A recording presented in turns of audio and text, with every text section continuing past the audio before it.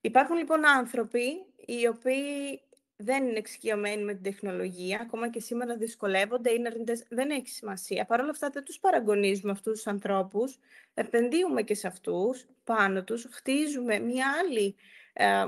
έναν άλλο τρόπο προσέγγισης. Αυτός μπορεί να είναι με κάποια φυλάδια που να λέει τα βήματα, το πώς θα τα αξιοποιήσουν. Είναι, αν έχουμε το χρόνο, χέρι-χέρι, να τους πάμε να τους βοηθήσουμε να τα αξιοποιήσουν, να τους το εξηγήσουμε ξανά και ξανά. Ναι, βρίσκουμε ποιος τρόπος είναι ο κατάλληλος να τους βοηθήσουμε, γιατί αν πούμε ότι με τα email καλυφθήκαμε, θα νομίζουμε ότι τα αξιοποιήσανε και τέρμα και μετά θα παίρνουμε στατιστικά 0. Φυσικά θα είναι στατιστικά 0 αφού δεν έχουν επαφή και θα τους λες: «Μα σου στέλνω email» και θα σου πει: «Εγώ δεν έχω καν κινητό, με αφήσεις, τι μου λες εμένα? Το email που μου έχεις δηλώσει στη μισθοδοσία το βλέπει ο γιος μου που μένει στην Αμερική. So what?» Άρα πάμε λοιπόν. Δεν ξεχνάμε αυτή την ομάδα ανθρώπων. 1 άτομο, 2 άτομα, 5, 10, 15 δεν έχει σημασία. Πρέπει να εφαρμόσουμε και για αυτούς μια διαδικασία.